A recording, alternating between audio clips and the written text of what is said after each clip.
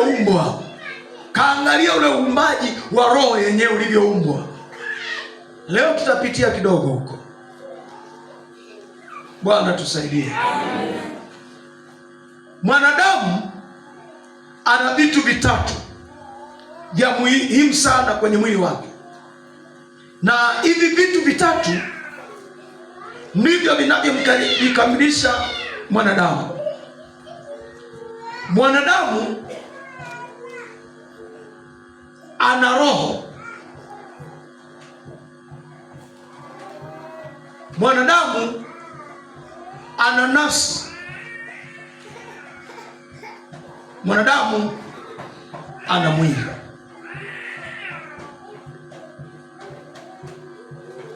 Huyu mwanadamu mwenye roho na mwanadamu mwenye mwili na mwenye nafsi. Kwa hiyo nafsi na mwili na roho vitatu vinamkabilisha mtu, na adui anavyomuwinda mtu anamuwinda kimafungu mafungu. Anaweza kaiwinda roho yako, anaweza kawinda nafsi yako, anaweza kawinda mwili wako. Akikamata mwili wako, mwili wako ukisha kamatwa, mwili ukikamatwa, anaviwekeza vitu kwenye mwili wako.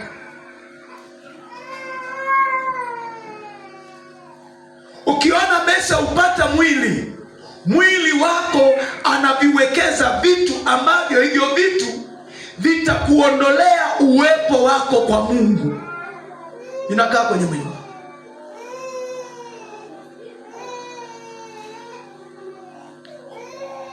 Anawekeza vitu ambavyo havimpendi Mungu. Hivyo vitu vitatengeneza mazingira ya wewe kuto kumpenda Mungu. Utampenda Mungu kabisa, na hiyo hali anaiweka kwenye mwili wako. Anaweza akaikamata nafsi ya mtu, ile nafsi ya mtu. Akiikamata nafsi ya mtu anaiambatanisha na vitu fulani. Ndio maana unaweza kuona mtu akienda kazini ameokoka vizuri, yaani akianza kulima anaweza kalima mpaka muda wa ibada, yeye anaendelea kulima, na anajua kabisa masaa ya ibada ndo haya, lakini yeye anaendelea kulima. Fanya kazi kweli, na wakati unapofika kwenye kile kipindi cha au muda wa ibada unafika, ndio kazi inakuwa nzuri sana. Kama ni muuzaji, ni mfanyabiashara, ndio wanakuja wateja. Ile nafsi yake imeambatana na kazi. Maana yake nafsi imeshakamatwa, imeshaambatanishwa na kazi. Yaani kwa lugha isiyo rasmi, imefungishwa ndoa na kazi. Kwa hiyo kazi zimefunga ndoa na roho na mwili, zimevarishana pete, haviachani. Huyu hapa kwenda ibadani ni ndoto. Hiyo ni ndoto, kwa sababu ile roho yake, mwili wake, vyote vimeshatekwa, vimeambatana na kazi. Biblia inasema wawili watakuwa mwili mmoja. Kwa nini wanakuwa mwili mmoja? Maana yake wanaambatanishwa. Adui anapoiwinda roho ya mtu anaiambatanisha na kitu fulani, anaambatanisha nafsi yake na shughuli fulani na tabia fulani. Na ndio maana ukiambatanishwa na rafiki fulani, hata awe mbaya, huwezi kumwacha.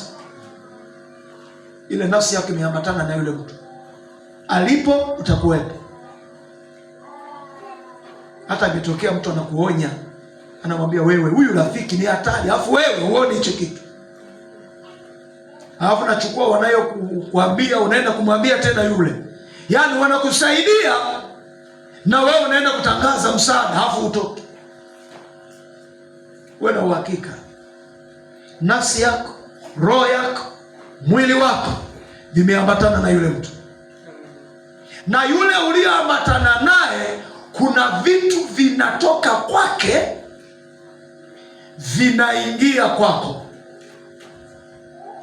vinatoka kwake vinaingia kwako, na katika wewe yuko yeye, katika wewe. Ndio maana Yesu alisema aliyeniona mimi amemwona Baba. Na wewe unakuwa aliyekuona wewe na rafiki yako amekuona. Yaani rafiki yako anaonekana katika wewe. Biblia inasema vizuri, usiwe na urafiki na mwenye hasira, usije ukajifunza matendo yake. Maana yake tabia ya rafiki inakuwa ni ya kwako. Ngoja tufanye hivi. Yaani hata hapa tulipokaa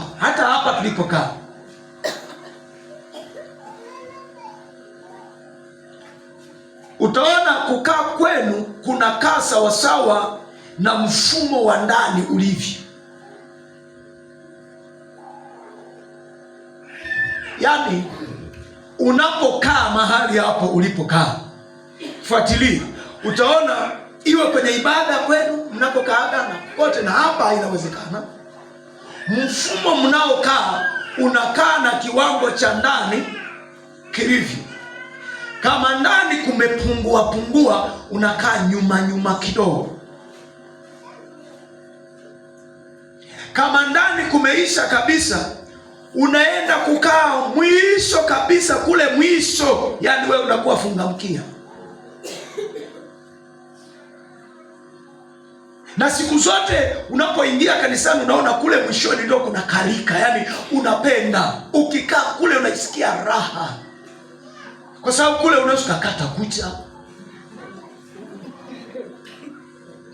kule unaweza kuchati, kule unaweza kufanya lile na lile. Kule nyuma kuna raha yake.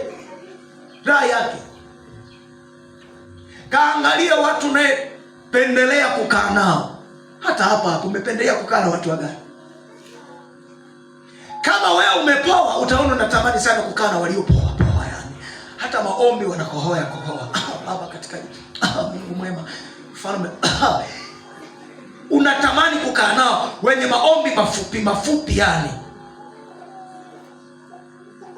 Na hata mkiingia kuomba utaona unaomba kidogo afu unafungua macho uone aliye karibu na wewe baada anaendelea kuomba aimalize ili na wewe umalize. Roho yako, nafsi yako imeambatana na watu wa namna hiyo.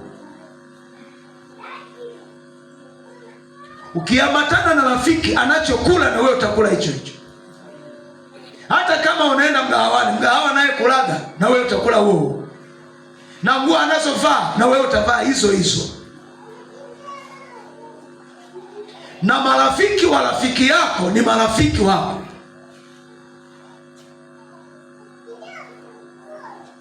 Kiwango cha uchumi cha rafiki yako ni kiwango cha uchumi chako.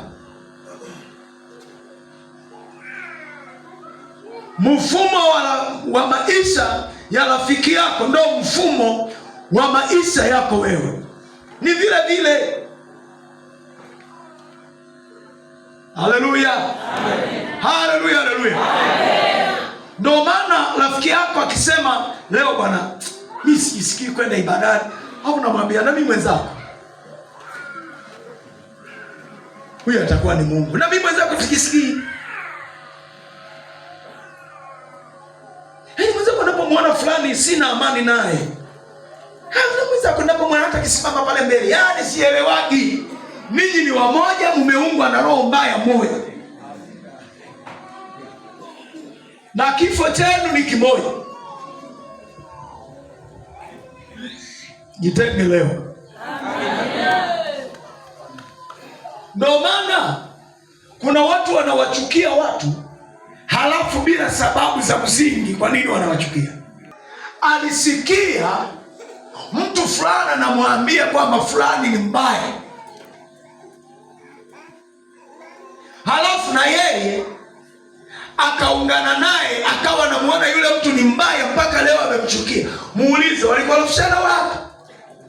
Alisikia kwa rafiki yake. Yaani rafiki yako anaenda jehanamu na wewe unaenda jehanamu.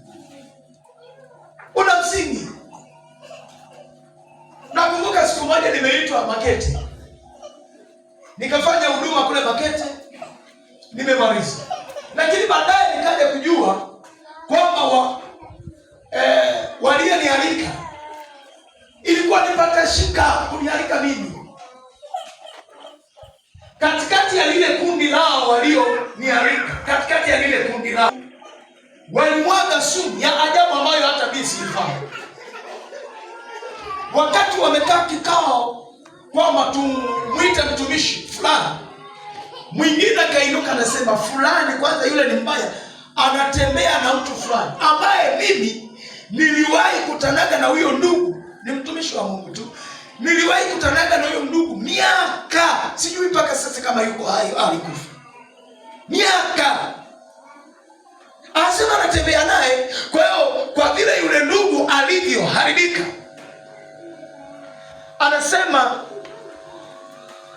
na mimi nitaleta huo uharibifu.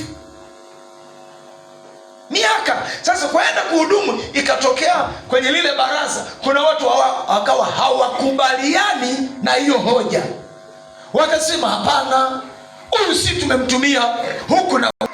Je, mnachokisema mbona hatukifahamu? Hoja za hawa zikashinda. Wakaniita. Waliponiita tumekaa pale. Wakaja nazungumza na mimi. Nasema haya ni mpendwa tu, tusiangalie ya nyuma, yameisha.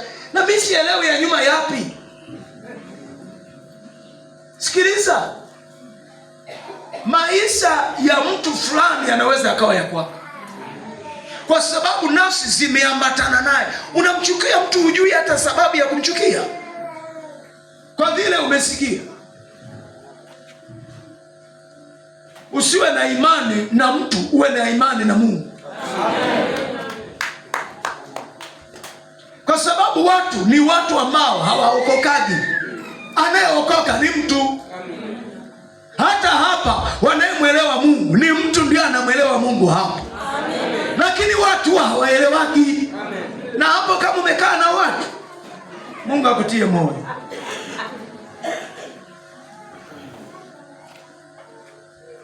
Hata mtu akifa, polisi kija hapa, ameuawa na nani? Nikasema ameuawa na watu.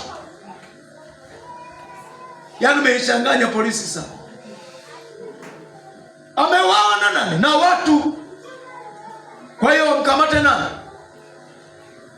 Watu hawashikiki. Haleluya. Ila mtu hata kama yuko wapi atafuata. Mtu ni rahisi kumfuata, sio watu. Waliosema Yesu asulubiwe sio mtu. Watu ndio waliosema asulubiwe. Pilato anauliza amekosa nini? Hatujaona kosa, ila asulubiwe. Ndio tabia ya watu.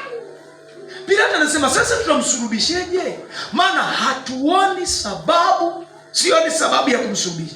Watu wanasema asulubiwe hivyo hivyo. Basi Yesu, Pilato kwa sababu anapendaka sana kuwapendeza watu, maana ndio amempa chakula kula. Anasema basi jamani, asulubiwe hivyo hivyo. Hakuna sheria yoyote iliyomtia hatiani Yesu. Nini la watu? Wanayeharibu imani za watu ni watu. Amen. Yaani kafuatilia hata waliokukatisha tamaa kwenda kanisani ni mtu, ni watu. Watu hawana Mungu. Sasa Yesu anakutaka wewe mtu. Amen.